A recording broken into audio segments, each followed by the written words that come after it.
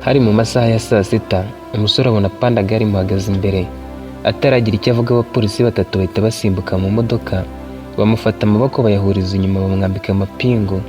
Barangije bamujugunya inyuma mu modoka, bamwerekeza kuri sitasiyo ya polisi. Bagezeyo bongera kumunaga muri kasho. Umwe mu bapolisi amureba mu maso, arangije arimyoza aravuga ati, nta kintu kibabaza nko kubona imbwa nk'izi zikora ibyaha bikomeye bene aka kageni, zikagenda mu muhanda zidegembya nkaho nta cyabaye. Umusore bahise bamufungirana muri kasho ari wenyine, asigara arwana no kureba uko yakwiyegura nibura akicara, kuko amaboko yari ahambiriye inyuma kandi yavunaguritse umugongo wose kubera kumufata bakamujugunya uko biboneye. Icyari kibabaje kurushaho ni uko yari yigiriye mu kazi nk'ibisanzwe, agiye gucuruza mu kabutike yari aherutse gushinga mu isantere. Abapolisi bakamujyana nk'umunyabyaha ruharwa atazi n'icyo azira.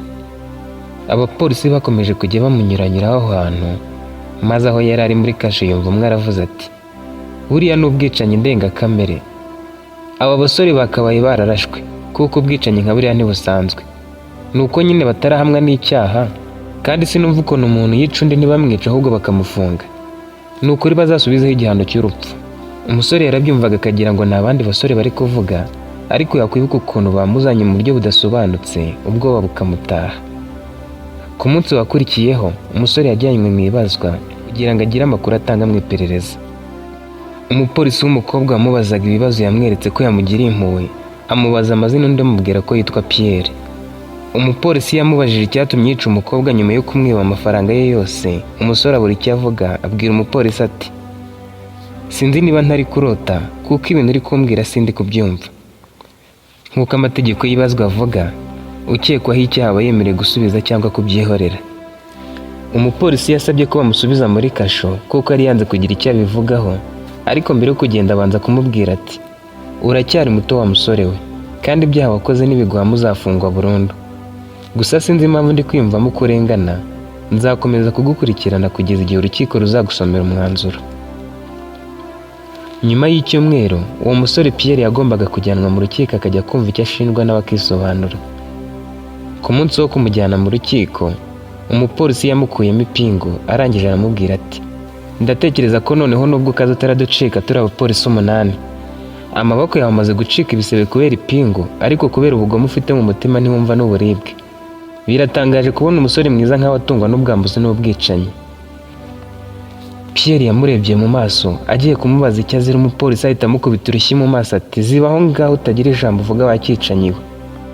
Pandagari yamugejeje aho agomba kuburanira, ariko yinjiye mu nzu araburanira amagwa mu kantu. Yabonye inshuti ye yitwa Paul nawe yafashwe, ariko ntiyabitindaho. Umupolisi yaramusunitse aramubwira ati, egera umunyabyaha mugenzi wawe. Noneho Pierre yumva atunguwe cyane, ubwoba buramwica, ariko akomeza kwihagarara nk'umuntu w'umugabo. Icyakora nta jambo na rimwe yigeze avuga. Umucamanza yasabye ko urega ahabwa ijambo, maze umugabo ugeze mu zabukuru aba ari uhaguruka aravuga ati, banyakubahwa, ibyanjye byose ndabivuga mu ijambo rimwe, kuko agahinda natewe n'urupfu rw'umukobwa wanjye kataranshiramo. Ndumva nta mbaraga zo kuvuga zihagije mfite. Uyu muhungu Paul yabeshyaga umukobwa wanjye ko amukunda, bituma amushuka ngo ajye kumusura. Ahageze amwambura amafaranga ya banki. Umukobwa ateye hejuru umusore Pierre ahita aza aturutse hanze, amwica amunize. Amaze kumuhorahoza, we na Paul bagabanya amafaranga, ariko bemeranya ko Paul ari uzatwara menshi kuko ari wari wiyemeje kumushyingura. Pierre nibwo yahise asubira iwabo, ajya kuyashingamo iduka. Umukobwa wanjye icyo gihe naramutegereje ntiyataha. Muhamagaye numva telefoni ye iri gucamo ariko ntayifate. Hashize umunsi narongeye ndamuhamagara, ariko nanone ntiyayifata. Niko guhera ko mbaza abo bakorana, ahubwo bamenye ko ari umukobwa wanjye. Mbona abapolisi bageze wanjye, bambwira ko umukobwa wanjye yasize asahuye banki. Narababwiye ntese bishoboka bite ko umuntu yabiba akagumisha telefoni ku murongo? Nahubwo wenda wasanga yarahuye n'ikibazo ntitubimenye. Abapolisi bakoresheje ikoranabuhanga babona aho telefoni y'umukobwa wanjye iri, tugenda twerekezayo. Tuhageze twasanze umusore ari gucukura umwobo, amaze kugera nko muri metero 2. Abapolisi bahise bamufata, bashakisha mu nzu yose ariko babura umuntu. Basohotse hanze mu gikari bumva haranuka cyane, bakomeza gukurura telefoni y'umukobwa wanjye bakabona aho iri, ariho natwe turi mu rugo rw'uwo musore. Mbega iyi mifuka 3 y'umucanga yari iraho, babonamo umurambo w'umukobwa wanjye. Umusaza yananiwe gukomeza kuvuga, asaba ko bamuha umwanya akabanza gutuza, kuko iyo yibukaga umurambo w'umukobwa yarambitswe ubusa byatumaga ikiniga kiza, amarira agatemba ku matama kandi ari umugabo ukuze bihagije. Urubanza rwarasubitswe, ariko wa mupolisi w'umukobwa abajije ibibazo Pierre, asaba ko baba bafungiwe mu cyumba kimwe kuko bafatanyije gukora icyaha, bagategereza igihe umusaza azaba ashoboye gutanga ikirego cye neza. Uwo mupolisi w'umukobwa amazina ye ni Josephine. Josephine yavuganye mu ibanga n'umwe mu bashinzwe ibyaho ku rukiko, amusaba gushyira amakamera n'udufata amajwi mu cyumba Paul na Pierre bari bagiye kuba bafungiwemo, kugira ngo nibaramuka baganiriye icyo kiganiro kizabafashe mu iperereza. Yahawe uruhushya rwo kubikora, Pierre na Paul bashyirwa muri icyo cyumba. Babagejeje mu cyumba, Pierre yarebye Paul n'impuhwe nyinshi, arangije aramubaza ati, ko wowe mbona ntacyo bikubwiye Paul we? Njye ndumva byantunguye. Paul yaramwihoreye, bakomeza kwicara nta n'umwe uvugisha undi, bombi bihugiyeho. Pierre yatangiye gutekereza ukuntu yabanye na Paul mu mezi 6 yamaze yaragiye gupagasa mu mujyi. Pierre yaratuye mu cyaro, ariko kubona akazi bigoranye. Umunsi umwe nimero atazi iramuhamagara, ayitabye yumva ari Paul bakuranye, ariko akaba yaramaze imyaka myinshi yibera mu mujyi.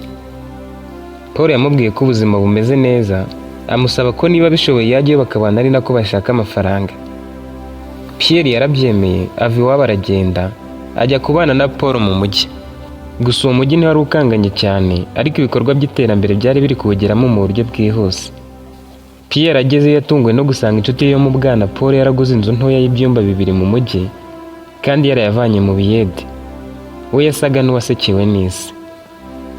Paul yamwakiriye neza, amubwira ko atazamwishyuza icumbi, ahubwo ko bazajya bakora ikiyede bagafatanya guhaha. Pierre yifuzaga kuzaba umucuruzi, ubwo rero amafaranga yakoreraga yabikaga neza, ku buryo nyuma y'amezi 6 azaba ashoboye gushinga akabutike gato, akazagenda akagura uko ubushobozi bubonetse.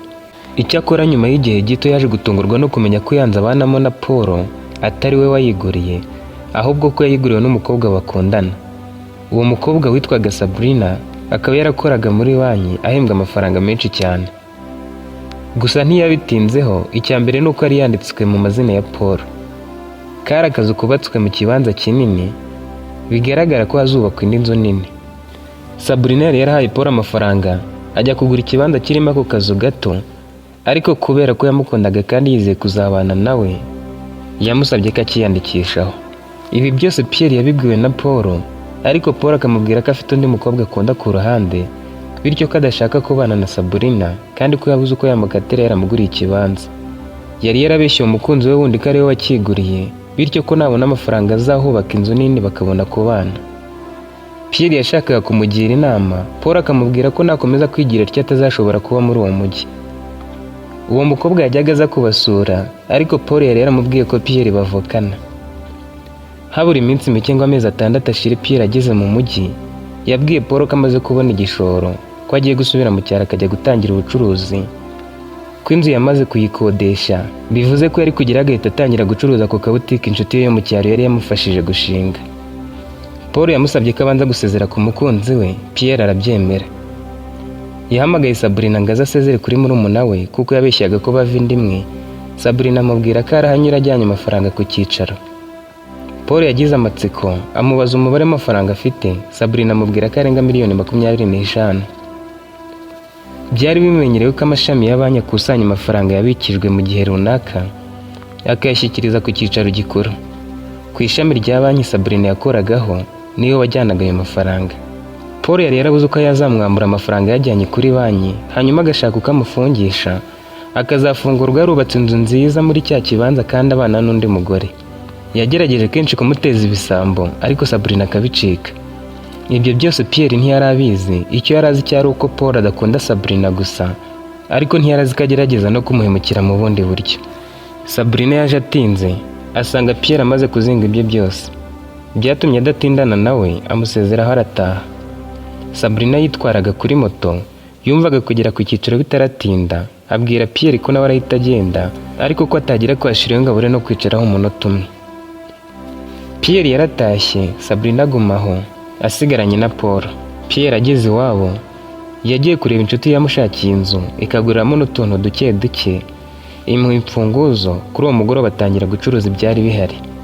ntiyigeze yongera no gutekereza ku byo mu mujyi harimo na Paul cyangwa Sabrina. Nyuma y'iminsi 5 nibwo yisanze mu maboko y'abapolisi atazi icyo azira. Amaze kubitekerezaho agatotsi karamutwaye arasinzira, ariko akangukiye asanga Paul atigeze aryama. Paul yamubwiye ko yari yatekereza ku kuntu bava muri iyo gereza kandi bataburanye, bamara gucika bagahunga igihugu bakajya kurya amafaranga nawe uhagaze hejuru. Pierre yagize amatsiko, ariko Paul abanza kumurahiza niba atazigera amuvamo, karamutse abikoze ari we wabihomberamo cyane. Paul yatangiye kumubwira uko byagenze nyuma yo kumusigana na Sabrina agataha. Paul yafashe umuti usinziriza awuvanga mu cyo kunywa cya Sabrina. Sabrina nk'iyo yahita asinzira. Paul yahise amunigara amwica, afata umurambo awushyira hanze mu gikari arenzaho imifuka y'umucanga. Pierre yikanzemo, ariko Paul amusaba gukomeza kumutega amatwi kugira ngo adatuma hagira uza akabumva atararangiza. Paul amaze kumwica akamurenzaho imifuka, yafashe ya mafaranga yashyira mu mwobo yari yaracukuye mu nzu. Bigeze nijoro yagiye munsi y'inzu ahacukura umwobo wo gushyinguramo Sabrina akamushyingurana n'ibye byose, ariko kubera ko yifuzaga gucukura umwobo munini ntiyawurangiza mu ijoro rimwe.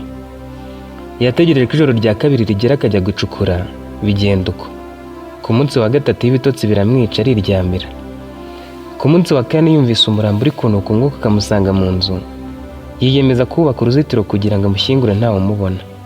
Icyakora akigiramo hasi ngo yongereho gato mbere yo kumushyingura, abapolisi bahise bahagera. Yari yamuteruranye na telefoni ubwo yamujyanaga hanze, ariko ntiyabitekerezagaho cyane ko yari yizeye ko azamushyingurana n'ibye byose. Ku rundi ruhande, kubera ukuntu Sabrina yakundaga Paul cyane, byatumaga mbere yo guhura na Paul akuramo ijwi kugira ngo idasonika bavangira mu kiganiro. Niyo mpamvu n'abayihamagaraga yacagamo, ariko Paul ntayumve. Bakimara kuhabona umurambo bahise bajya gufunga Paul. Ageze muri gereza mu gihe cyo guhatwa ibibazo, avuga ko yafatanyije na Pierre abarangira aho atuye, mbese avuga ko ibyo uriya musaza yavugaga mu rubanza ari we wabanje kubyitangariza mu cyumba cy'ibazwa. Ibi byose nibyo yari agikomeje gusobanurira Pierre. Pierre yazenze amarira mu maso, abaza Paul impamvu yamubeshye kandi nta ruhare namba yabigizemo, ariko Paul n'umujinya mwinshi amubwira ko ari kurira akamutesha umurongo, cyane ko yari yamaze kumugerekaho icyaha bikomeye ko yakwigobotora. Amubwira ko bashaka uko bacika gereza bakajya mu kindi gihugu aho bazarira ayo mafaranga yose agera kuri $25,000,000. Mu cyumba cy'ibazwa, Paul yari yaravuze kandi ko Pierre yari yatwaye amafaranga yose akajya kuyatangizamo ubucuruzi. Banki yari yizeye ko Pierre nawe nafatwa azasubiza amafaranga yabo. Pierre yabuze icyo avuga, abwira Paul ko agiye kuryama akabanza yakira ko ibyo yumvise ari ukuri, akaza kumubwira uko baracika gereza nyuma. Wa mupolisi Josephine nawe niko yumvaga ibyo bavugaga byose, kandi uko babivugaga ndiko buri mukozi wese waho ngaho wari uhari yabyumvaga kandi abareba. Paul nawe yakomeje kwicara hasi atekereza indi mipango, mu gihe Pierre we yari aryamye hasi ari kurira. Wa mupolisi Josephine wabwiye Pierre ko azakurikirana icyo kibazo yahise aza aho bari bafungiye, abwira Pierre ko Imana asenga ikomeye, asubira inyuma atamusobanuriye. Pierre yiyemeje kutongera kuvugana na Paul, cyane ko iryo joro ari ryo Paul yashakaga ko bacikamo. Paul yaramuvugishije, Pierre yanga kumusubiza, bituma arakara amufata mu ijosi, amubwira ko agiye kumwica nka Sabrina akamusigaho, hanyuma agacika wenyine. Baragundaguranye, wa mupolisi kuko yabirebaga kuri kamera za gutabara, imipango ya Paul yo gucika irapfa. Mu gitondo nibwo bagombaga kuburana. Wa musaza se w'umukobwa ntiwongeye kumusaba kugira icyo avuga, ahubwo bacuranze amajwi n'amashusho y'ikiganiro Paul yagiranye na Pierre. Pierre yasabwe n'ibyishimo amaze kumva ko icyaha kimuvuyeho, ariko nanone araturika ararira, yibutse ukuntu Sabrina umukobwa wari mwiza bitangaje yishwe urupfu rubi nk'urwo, bigakorwa n'inshuti ye yitaga iy'amagara. Paul yakatiwe igifungo cya burundu. Abapolisi bajyana na Pierre bashakisha mu nzu Paul yabagamo, kubw'amahirwe basanga ya mafaranga Sabrina yari ajyanye ku cyicaro gikuru nta n'atanu yariyeho. Pierre yasobanuriye abo bapolisi na se wa Sabrina ko iyo nzu n'ikibanza yubatswemo byaguzwe na Sabrina, ariko kubera urukundo yakundaga Paul akabimwandikishaho kuko yizeraga ko bazabana mu gihe gito. Abapolisi basezeranyije se wa Paul ko bazabikurikirana, ikibanza n'ibintu byose bikandikwa mu mazina y'umusaza. Pierre yasubiye iwabo, asobanurira abamubazaga impamvu yatwaye nk'umunyabyaha ruharwa ibyabaye byose, bituma agira abakiriya benshi bazaga baje kumubaza iyo nkuru no kuyimusubirishamo. Ndagushimiye wowe tugeranye ku musozo w'iyi nkuru, nizera ko irimo amasomo menshi atandukanye. kora subscribe kuri channel ya Musekura Jean niba utarayikora kugira ngo tuzabane no mu nkuru z'ubutaha.